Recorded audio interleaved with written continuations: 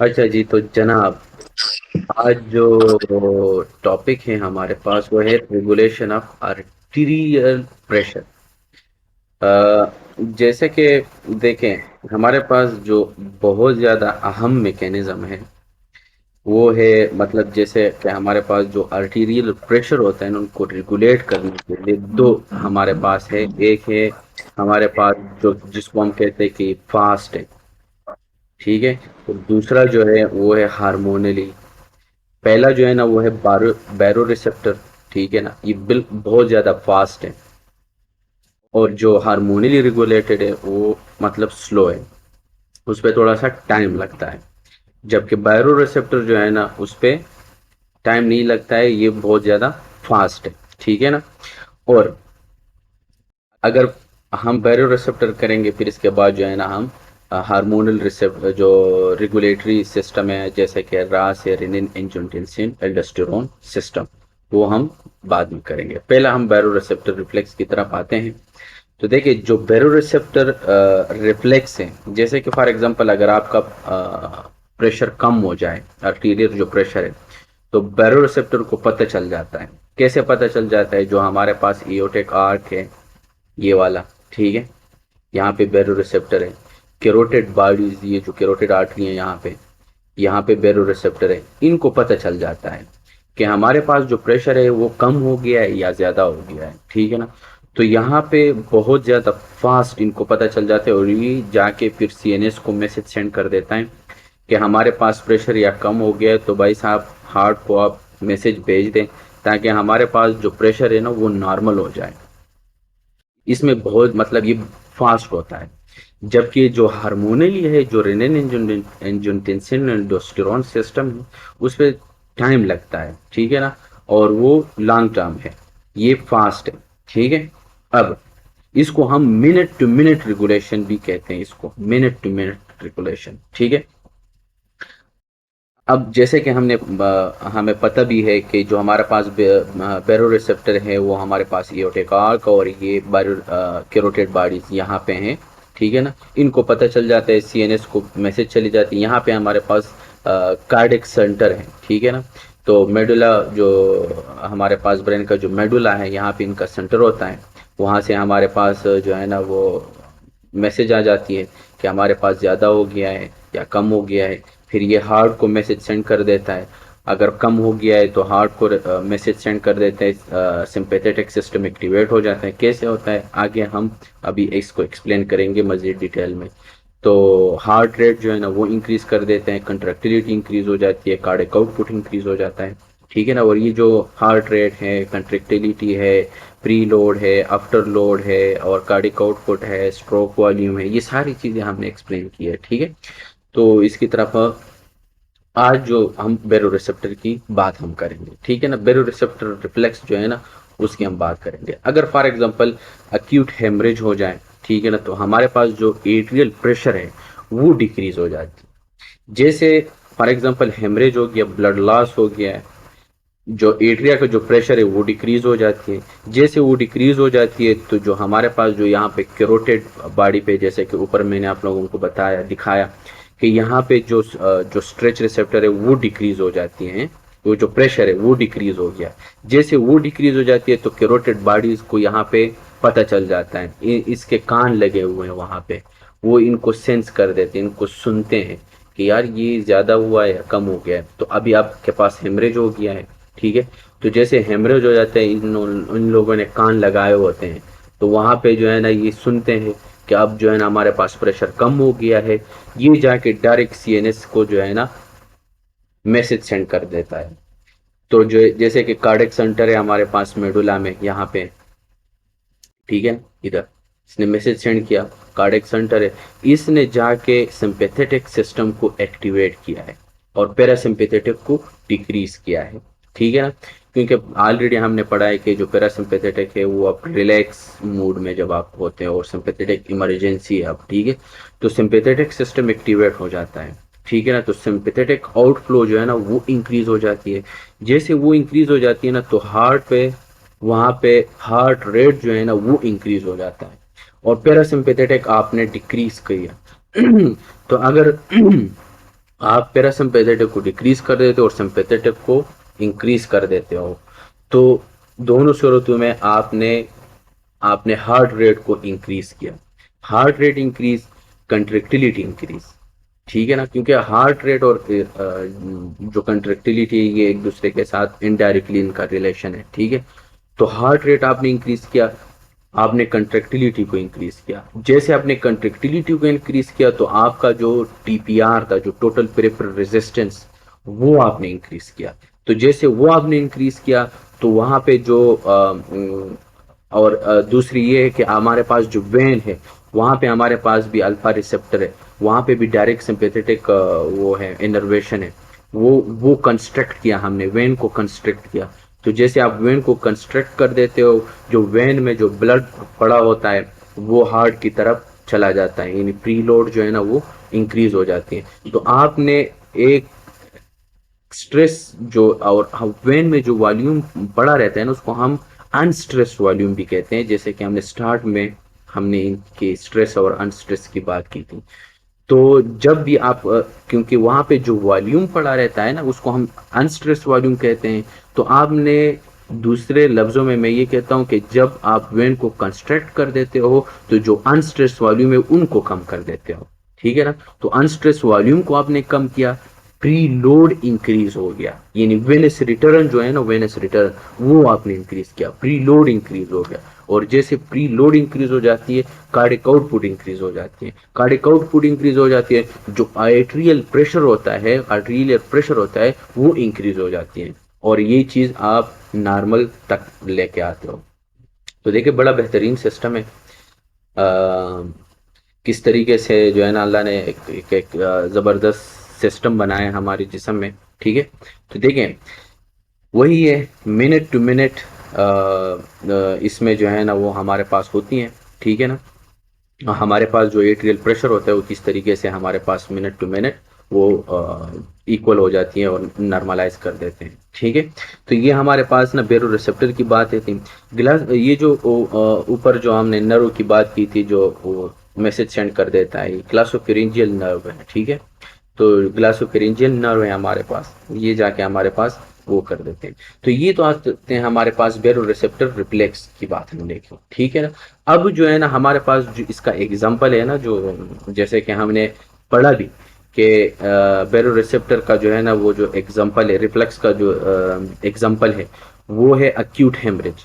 सही है, यानी अक्यूट ब्लड लॉस जब होती है तो जब तब जाके हमारे पास ये बेरो रिसेप्टर जो है ना वो एक्टिवेट हो जाते हैं, वो एक्टिवेट हो जाते हैं।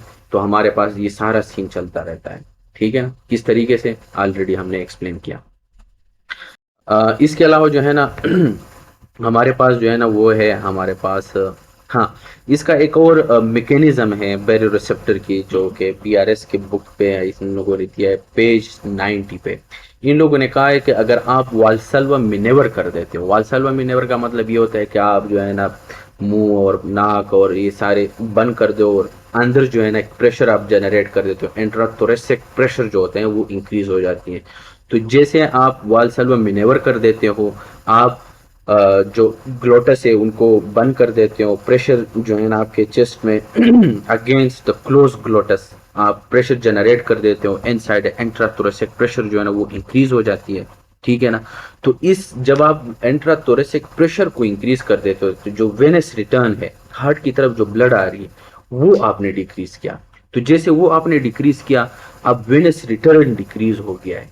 ऊपर जो ब्लड है जो बेरो रिसेप्टर के जो कैरोटिड बॉडीज पे और इयोटिक आर्च पे है, वहां उनको पता चल जाता है, इन लोगों ने कान लगाए होते हैं कि हाँ भाई साहब जो है ना हमारे पास कम हो गया है क्योंकि वेनस रिटर्न कम हो गया, वेनस रिटर्न कम हो गया, प्री लोड कम हो गया, प्री लोड कम हो गया, कार्डिक आउटपुट कम हो गया, ठीक है ना। वो स्टार्लिंग मैकेनिज्म है, जैसे कि हमने ऑलरेडी पढ़ा है कि आप एक चीज को वेनस रिटर्न को इंक्रीज कर देते हो तो प्री लोड आपने इंक्रीज किया, प्री लोड आपने इंक्रीज किया, आपने कार्डिक आउटपुट इंक्रीज किया।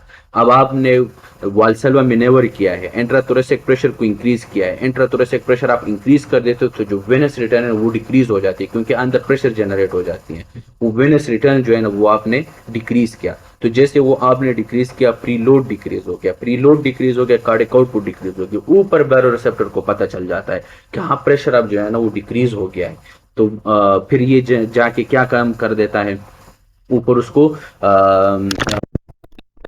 हमारे पास सीएनएस को पता चल जाता है, सीएनएस वहां पे सिंपैथेटिक फायरिंग कर देता है, ठीक है ना। तो सिंपैथेटिक सिस्टम एक्टिवेट हो जाता है, सिंपैथेटिक सिस्टम इंक्रीज, तो वहां पे heart rate increase, contractility increase, cardiac output increase, ठीक है। इसके अलावा जो है ना आपके पास जो वेनस रिटर्न है वो इंक्रीज, अनस्ट्रेस्ड वॉल्यूम डिक्रीज, ठीक है। ये सारी चीज़ें, और जो आर्टेरियल प्रेशर जो है ना वो दोबारा नॉर्मल पे आ जाते हैं। तो ये एक किस्म का इनका जो एक दूसरा एग्जांपल जो था हमारे पास। तो देखिए बैरोरिसेप्टर में आपके पास अक्यूट हेमरेज हो, ब्लड लॉस हो, या आप वाल्सल्वा मिनेवर कर देते हो, तो तब जाके आपके पास ये बैरोरिसेप्टर जो है ना वो एक्टिवेट हो जाता है आपके पास, ठीक हो गया। अब जो है ना हमारे पास जो है ना रेनिन एंजियोटेंसिन एल्डोस्टेरोन सिस्टम है। किधर गया ये माउस, इधर, ठीक है। Renin angiotensin aldosterone system. अब ये जो रेनिन एंजियोटेंसिन एल्डोस्टेरोन सिस्टम है ये बेसिकली हमारे पास स्लो है और ये हार्मोनली रेगुलेटेड है, ठीक है ना। लेकिन ये लॉन्ग टर्म ब्लड प्रेशर को जो है ना उनको रेगुलेट कर देते हैं, ठीक है ना। अब हम इधर से पढ़ते हैं, ग्राफ से आपको समझ आ जाएगा। हेमरेज हो गई है, ठीक है। जैसे हेमरेज हो गई तो जो एट्रियल प्रेशर है, ब्लड लॉस हो गई है, ब्लड लॉस हो गया है, किडनी की तरफ जो ब्लड सप्लाई है वो कम जाएगी वहां पे। तो वहां पे किडनी को पता चल जाता है, क्योंकि ऑलरेडी हमने ये बातें की है कि तकरीबन 20% जो है ना वो ब्लड आपके पास किडनी के पास चला जाता है, और 20% से ब्लड कम चला जाए तो किडनी को पता चल जाता है, ठीक है। तो वहां पे उनको पता चल जाता है कि ब्लड मेरे पास कम आ रहा है, तो ये समझ रहे हैं कि हाँ यार कोई मसला हो गया है, ब्लड लॉस हो गई है। तो हमें चाहिए कि हम किडनी से एक हार्मोन है वो रिलीज करें, ताकि वो जाके हमारे पास फ्लूइड को रिटेन करे, सोडियम वाटर रिटेंशन करे, ठीक है ना। तो ये होता है। तो जैसे ब्लड लॉस हो गई है, आपके पास किडनी की तरफ जो ब्लड चला जाता है, ये आपके पास अगर किडनी है,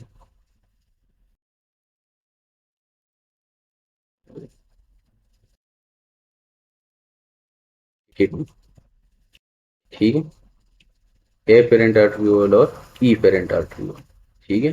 ये ए पेरेंट, ये आपके पास किडनी है, ठीक है। एनाटॉमी के लिए डायग्राम नहीं है, जस्ट फॉर अंडरस्टैंडिंग पर्पस, ठीक है। ये आपके पास किडनी है, ए पेरेंट आर्टरियोल, ई पेरेंट आर्टरियोल। आपके पास ब्लड लॉस हो गई है, हेमरेज हो गया है, आपके पास जो ब्लड सप्लाई है यहाँ पे वो डिक्रीज हो गया है, किडनी के पास ब्लड कम आ रहा है।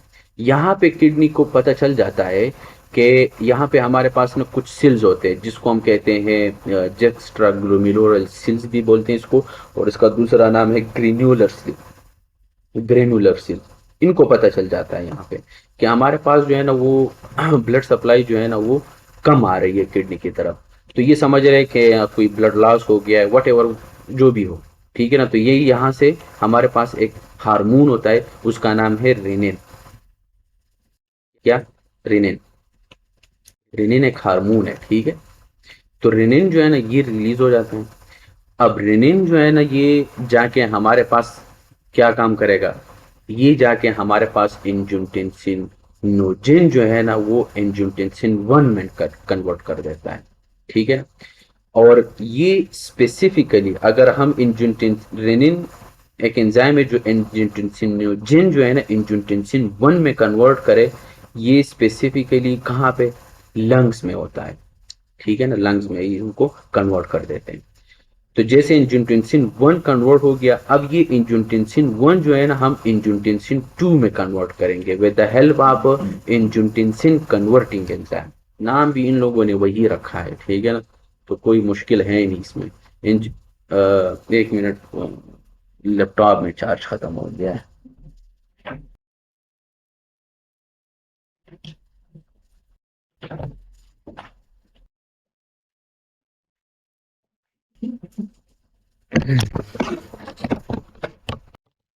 हो गया है। तो देखिए ब्लड सप्लाई कम किडनी की तरफ, किडनी को पता चल गया, किडनी को पता चलिए कि ब्लड कम आ रही है, उसने हमारे पास वहाँ पे एफेरेंट आर्ट्रियोल के नीचे जो हमारे पास ग्रेनुलर सिल्स होते हैं वहाँ से रेनिन उसने रिलीज किया। रेनिन जाके उसने एंजियोटेंसिनोजन जो है ना वो एंजियोटेंसिन 1 में कन्वर्ट किया लंग्स में, ठीक है। अब एंजियोटेंसिन 1 जो है ना वो जाके हमने एंजियोटेंसिन 2 में कन्वर्ट करेंगे with the help of this enzyme, angiotensin converting enzyme, क्योंकि इसका यही काम है कि इस एंजियोटेंसिन को एंजियोटेंसिन 2 में कन्वर्ट करे। अब इस एंजियोटेंसिन 2 जो है ना इसके बहुत सारे काम है। बहुत सारे काम से क्या मतलब है मेरा, चार काम है। कौन से चार चार काम है कि ये एल्डोस्टेरोन रिलीज करवाएगा, एल्डोस्टेरोन रिलीज करवाएगा तो ये जाके हमारे पास सोडियम को एब्जॉर्ब करेगा। सोडियम एब्जॉर्ब होगा तो सोडियम जो है ना इसके पीछे पानी चला जाएगा, क्योंकि ये सोडियम जो है ना ये ऑस्मोटिक है, हाई ऑस्मोटिक है। हाई ऑस्मोटिक का क्या मतलब होता है तनवीर? हाई ऑस्मोटिक का मतलब ये होता है कि जब भी सोडियम जो है ना जाएगा ये अपने पीछे पानी खींचेगा, ठीक है ना। इसी तरीके से ग्लूकोज भी है जो है ना हमारे पास हाई ऑस्मोटिक है, तो ग्लूकोज भी अपनी तरफ पानी खींचता है, सोडियम भी अपनी तरफ पानी खींचता है। तो सोडियम जाएगा अंदर, एल्डोस्टेरोन का यही काम है ना, सोडियम को रिटेन करेगा, सोडियम रिटेन करेगा, इसके पीछे पानी जाएगा। तो आपने फ्लूइड को जो है ना वो इंक्रीज किया, एक काम इसने ही किया। और एंजियोटेंसिन 2 जो है ना ये पोटेंट वेजो कंस्ट्रक्टर है, ये पोटेंट, ठीक है, पोटेंट वेजो कंस्ट्रक्टर, पोटेंट वेजो कंस्ट्रक्टर, ठीक है। अब जैसे वेजो कंस्ट्रक्शन हुई तो टोटल पेरिफेरल रेजिस्टेंस जो है ना वो इंक्रीज हो गया। अब वो इंक्रीज होगा, जो एट्रियल प्रेशर था वो नॉर्मल पे आ गया, ठीक है। दो काम हमने किए एल्डोस्टेरोन ने, एक तो एल्डोस्टेरोन को इंक्रीज किया, जो सबसे अहम चीज वो ये है कि ये एल्डोस्टेरोन को इंक्रीज कर देते, सोडियम रिटेन होगा किडनी के थ्रू, ठीक है, वहां से वाटर एब्जॉर्ब होंगे, फ्लूइड आपने इंक्रीज किया। दूसरा आपने ये किया कि ये पोटेंट वेजो कंस्ट्रक्टर है, ठीक है ना, तो आपने इसी बेस पे आपने टोटल पेरिफेरल रेजिस्टेंस को इंक्रीज किया, ठीक हो गया। तीसरा आपने ये किया कि हमारे पास जो सोडियम हाइड्रोजन एक्सचेंज है किडनी के, जब हम इसके बाद रीनल पढ़ेंगे ना तो उसमें हम ये सारे निप्रान हम पढ़ेंगे कि प्रॉक्सिमल कॉन्वोल्यूटेड ट्यूब्यूल और डिस्टल और ये कलेक्टिंग डक्ट, ये सारे निप्रान वहां पे हम पढ़ेंगे, ये रिसेप्टर वहां पे मौजूद होते हैं, वहां पे फिर आप लोगों को मैं आप लोगों को समझाऊंगा। तो वहां पे एक एक ट्रांसपोर्टर होता है, तो वहां से जो है ना सोडियम अंदर चले जाते हैं और हाइड्रोजन बाहर निकलते हैं, ठीक है ना, एक ट्रांसपोर्टर है, वहां पे हम पढ़ेंगे इसको।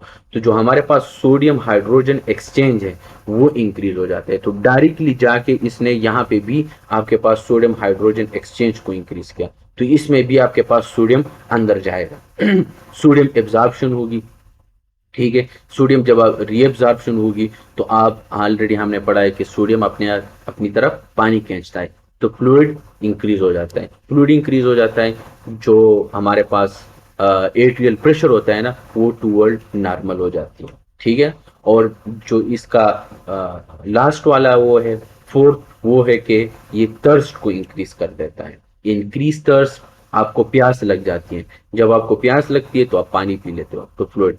तो देखिए एंजियोटेंसिन 2 ने चार काम किए हमारे पास। जब भी आपके पास हेमरेज होती है, ब्लड लॉस होती है, ठीक है ना, इस पे टाइम लगता है, स्लो है, ठीक है ना, लेकिन लॉन्ग टर्म जिसको बोलते हैं वो ब्लड प्रेशर को रेगुलेट कर देते हैं, ठीक है।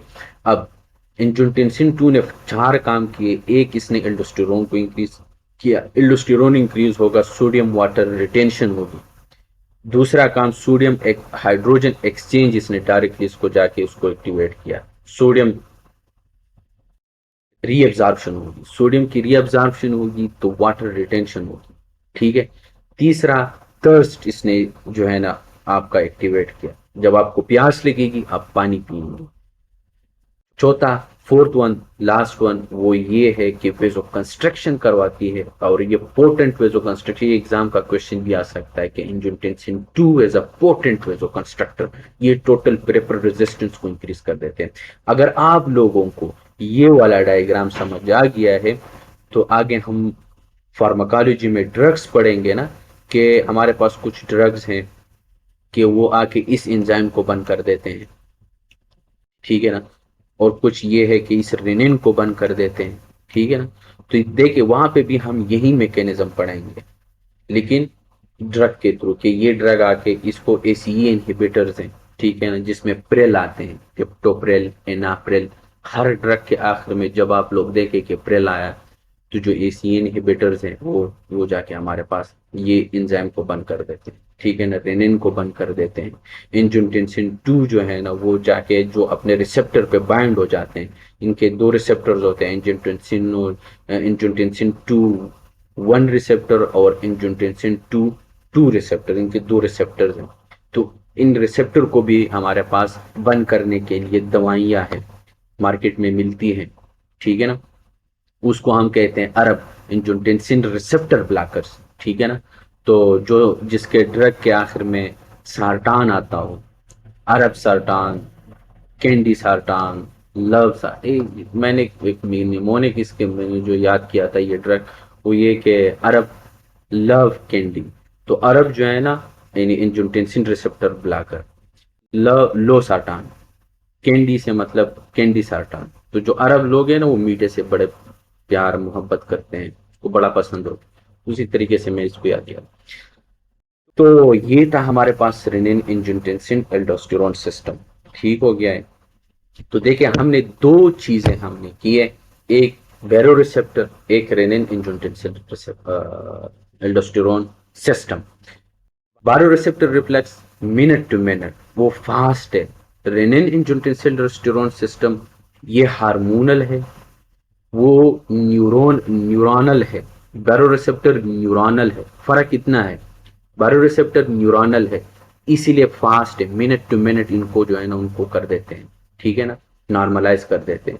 एंजियोटेंसिन ये जो है ना रास सिस्टम, ये हार्मोनल है, ये स्लो है, लेकिन ये लॉन्ग टर्म रेगुलेटरी सिस्टम है, ठीक है। इस पे टाइम लगता है, उस पे टाइम नहीं लगता है, ठीक है। वो किस तरीके से करते हैं, उस सिंपैथेटिक सिस्टम को जो है ना वो एक्टिवेट कर देते हैं, सिंपैथेटिक सिस्टम को डीएक्टिवेट कर देते हैं, उनको डिक्रीज कर देते हैं और सिंपैथेटिक को इंक्रीज कर देते हैं, ठीक हो गया है।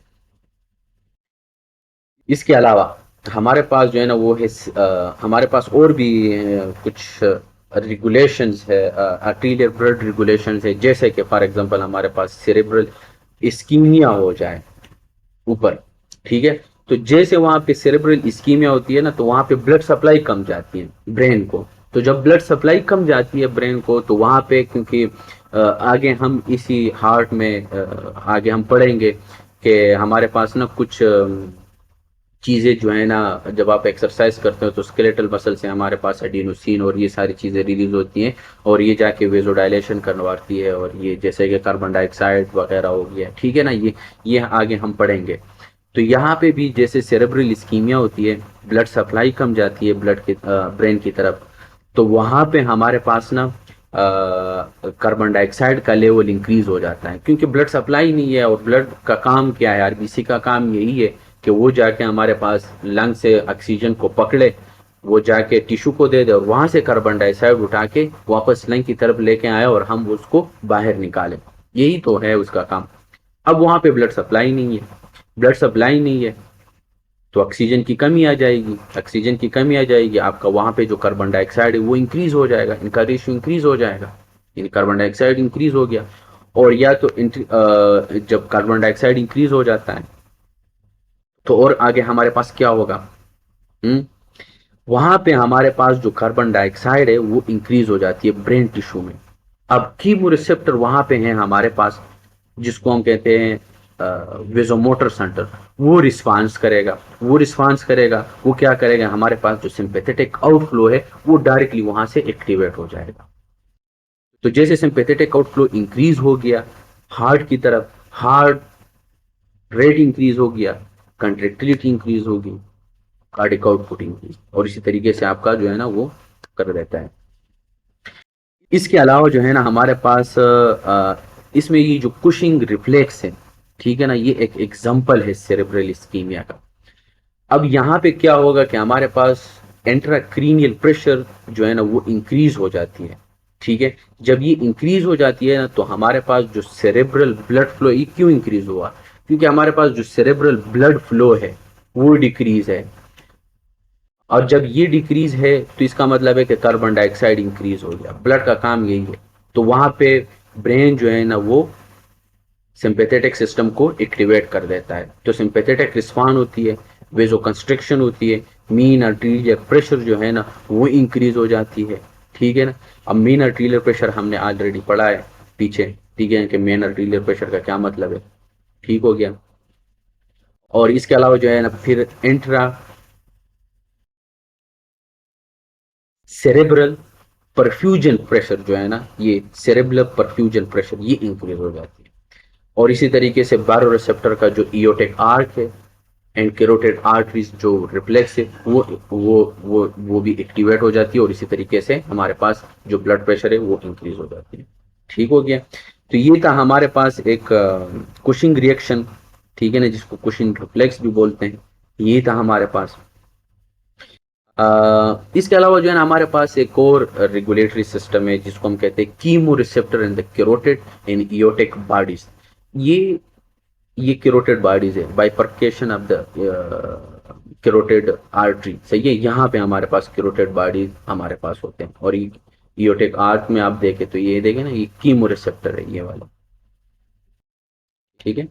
अब ये ज्यादातर ये जो केमो रिसेप्टर है ये हमारे पास जब भी ऑक्सीजन की कंजम्पशन होती है ना तो इनको पता चल जाता है, ठीक है ना, ऑक्सीजन की कमी हो जाती है तो इनको पता चल जाता है।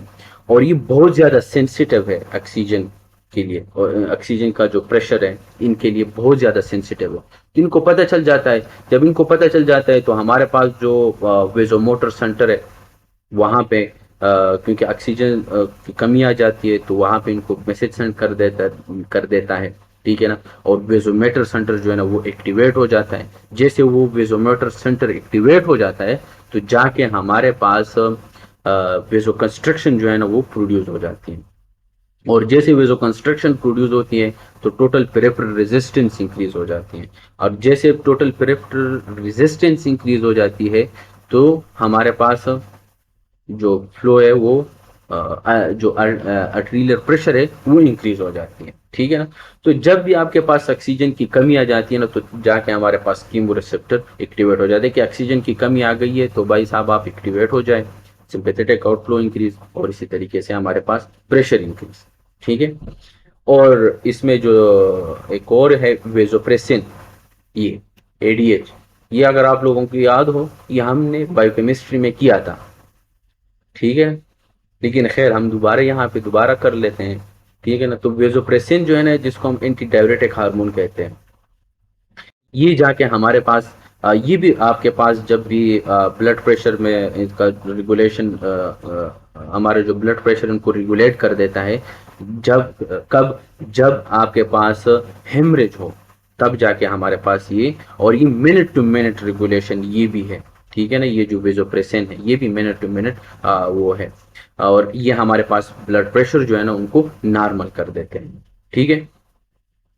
अब हमारे पास जैसे कि ऑलरेडी हमने पढ़ा है ये इन चीज़ों को कि हाइपोथैलेमस से जो है ना ये जाके एक तो एंजियोटेंसिन 2 आके दूसरा सिंपैथेटिक स्टिमुलेशन हो या हाइपर ऑस्मोलैरिटी हो, ठीक है ना। ये या आपके पास जो है एट्रियल रिसेप्टर फायरिंग जो है ना वो कम हो तो तब जाके हाइपोथैलेमस से पोस्टीरियर पिट्यूटरी से हमारे पास ये वेजोप्रेसिन रिलीज होता है। ये जाके दो रिसेप्टर पे एक्ट होता है, एक है V1 और एक है V2, इसके दो रिसेप्टर हैं, एक है V1 और एक है V2, ठीक है। अब रिसेप्टर भी इन लोगों ने इसी नाम से रखा है क्योंकि वेजोप्रेसिन है तो रिसेप्टर का नाम भी इन लोगों ने वही दिया है, ठीक है ना, तो याद करने की जरूरत ही नहीं है। तो V1 है, V1 वेसल्स पे होता है बेसिकली, जो V2 है वो किडनी पे होता है। तो अगर फिर भी आप लोग भूल जाते हैं कि यार ये V1 वेसल्स पे है या V2 वेसल्स पे है, या V2 किडनी पे है या V1 वेसल पे किडनी पे है, ठीक है। तो ये इस तरह याद रखो कि जो V2 है ना तो हमारे पास दो किडनी होती है ना, तो वो दो। अब V1 वेसल जो है ना वो आप एक नंबर पे इसलिए रख देते हो क्योंकि वो पूरे जिस्म को जो है ना आपकी ब्लड सप्लाई जो है ना वो वेसल्स के थ्रू आपके पास चली जाती है, और जो जो खुराक चला जाता है आपके टिश्यू को, तो इसलिए हमने इसको 1 पे रखा है। तो इसी तरीके से ये जुगाड़ है, निमोनिक है, ठीक है। तो ब्लड वेसल्स की कंस्ट्रक्शन हो जाती है, ठीक है ना वहाँ पे। Increase systemic vascular resistance increase हो जाता है, और आपके पास जो आर्टीरियल प्रेशर है वो इंक्रीज हो जाती है, ठीक है ना। तो जैसे वेसोप्रेसिन जो है ना वो वेसल्स पे एक्ट हो जाता है, तो वहां पे वेसो कंस्ट्रक्शन होगी, वेसो कंस्ट्रक्शन होगी, टोटल पेरिफेरल रेजिस्टेंस इंक्रीज, आपके पास आर्टीरियल प्रेशर इंक्रीज। किडनी के पे जब ये वेसोप्रेसिन जो है ना वहां पे एक्ट होगा, वहां पे V2 रिसेप्टर है, तो वहां पे जाके हमारे पास जो फ्लूइड है ना उनको रीअब्जॉर्ब करेंगे, ठीक है ना। तो जो ब्लड वॉल्यूम है उसको इंक्रीज करेगा, ब्लड वॉल्यूम इंक्रीज, आपके पास जो आर्टीरियल प्रेशर है वो इंक्रीज, ठीक है। और सबसे लास्ट जो रेगुलेटरी सिस्टम है वो है ANP और BNP, ये भी हमने बायोकेमिस्ट्री में पढ़ा है, ठीक है। तो ये हमने वहां पे भी पढ़ा है, कि हमने पढ़ा था ना कि एट्रिया नाइट्रिक पेप्टाइड और ब्रेन नाइट्रिक पेप्टाइड ANP और BNP। बेसिकली ये जो एट्रियल नाइट्रिक पेप्टाइड, इसको एट्रियल नाइट्रिक पेप्टाइड इसलिए कहते हैं क्योंकि ये आपके एट्रियम से रिलीज होते हैं। और ये कब रिलीज होता है, जब आपके पास कोई कंजेस्टिव हार्ट फेलियर हो, आपका हार्ट जो है ना वो सही तरीके से काम नहीं कर रहा है, तो फ्लूइड ओवरलोड हो जाती है, ठीक है ना। तो फिर जाके ये हमारे पास ये एट्रियल ANP जो है ना वो जाके हमारे पास जो रेनिन रिलीज होती है ना, क्योंकि अब आपके पास हार्ट फेल हो चुका है, कार्डिक आउटपुट डिक्रीज हो गया है, कार्डिक आउटपुट डिक्रीज हो गया, तो फिर जाके ये किडनी जो परफ्यूजन रेशियो है वो इसको इन किडनी को पता चल जाता है कि मेरे पास तो ब्लड कम आ रहा है, ब्लड कम आ रहा है, तो किडनी फिर दोबारा रिलीज कर देती है। तो जब वो दोबारा रिलीज कर देती है, वॉल्यूम और रिटेन हो जाती है, वॉल्यूम ओवरलोड हो जाती है, और ऑलरेडी आपका हार्ट जो है ना वो खराब हो चुका है। तो अल्लाह ने बड़ा बेहतरीन सिस्टम हमारे जिस्म में रखा है, तो क्या कहते हैं कि एट्रिया से फिर ये ANP रिलीज हो जाती है, ठीक है ना। वो जाके फिर वो रेनिन को इनहिबिट कर देता है कि हार्ट खराब हो चुका है, आप बराए करम मेहरबानी करे कि ये जो रेनिन है इनको रिलीज और ना किया करे, ताकि वॉल्यूम और ओवरलोड ना हो जाए, क्योंकि हार्ट ऑलरेडी फेल हो चुका है। तो रेनिन डिक्रीज और रेनिन का काम क्या था, ऊपर जो हमने पढ़ा इंजुटेंसिनोजिन, इंजुटेंसिन 1 में कन्वर्ट कर देते हैं, इंजुटेंसिन 1 फिर इंजुटेंसिन 2 में कन्वर्ट हो जाता है with the help of angiotensin converting enzyme. और जैसे एंजियोटेंसिन 2 एक्टिवेट हो जाता है, वो जाके हमारे पास जो 4 काम करते थे, एल्डोस्टेरोन इंक्रीज कर देना, थर्स्ट को इंक्रीज कर देना, इसके अलावा पोटेंट वेजो कंस्ट्रक्शन है वो कर देना, और सोडियम हाइड्रोजन एक्सचेंज जो है ना वो इंक्रीज कर देना। एट द एंड सबका जो रिजल्ट आएगा वो वॉल्यूम ओवरलोड होगा ना। तो आपने वो पहला वाला बंदे को बंद किया कि आप ना जाए सबके पास से मुराद मेरा ये मतलब ये कि आप मतलब एंजियोटेंसिन जिन को 1 में ना कन्वर्ट कर दे, और 1 2 में कन्वर्ट नहीं होगा, 2 जो है ना वो फिर ये 4 काम नहीं करेंगे। तो देखिए वही चीज है, ANP BNP जाके हमारे पास ये रेनिन को इनहिबिट कर देता है, ये डिक्रीज हो जाती है, एंजियोटेंसिन 2 और एल्डोस्टेरोन सिस्टम जो है ना वो डिक्रीज हो जाता है। जब वो डिक्रीज हो जाता है तो जो ब्लड वॉल्यूम है ना वो कम, और दूसरी बात ये ना कि ये वेजो डायलेशन करवा देती है, तो हार्ट पे जो है ना वो लोड कम हो जाता है।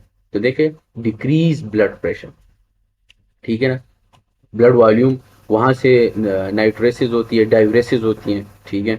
और क्योंकि ये जो है ना वो सोडियम और वाटर जो है ना वो रिटेंशन नहीं होती है, सोडियम जो है ना वो बाहर निकल देता है, और सोडियम के पीछे पीछे पानी भी चला जाता है, तो इसलिए इसको हम कहते हैं डायूरेसिस, ठीक है। तो देखिए हमने तकरीर ये आर्ट्रिलियर जो प्रेशर जो है ना उनको रेगुलेट करने के लिए हमने डिफरेंट चीजें हमने पढ़े, बारो रिसेप्टर रिफ्लेक्स पढ़ा, रास सिस्टम पढ़ा हमने, इसके अलावा जो सेरेब्रल स्कीमिया होते हैं वहां पे किस तरह रेगुलेट कर देते हैं। देखिए कितना बेहतरीन सिस्टम, हर जगह पे जो है ना बड़ा बेहतरीन सिस्टम बनाया हुआ है। अगर आपका हार्ट फेल हो चुका हो, कंजेस्टिव हार्ट फेलियर हो, तो एट्रिया से जो है ना वो ये ANP रिलीज हो जाती है, ठीक है ना। तो वो जाके फिर हमारे पास क्या कर देता है कि उनको इनहिबिट कर देते हैं कि वॉल्यूम ओवरलोड ना हो जाए। तो देखिए क्या मतलब जबरदस्त सिस्टम है यार, ठीक है। तो ये हमने रेगुलेटरी सिस्टम पढ़ा, आज के लिए इतना ही काफी, बाकी जो है ना हम कल करेंगे, ठीक हो गया है।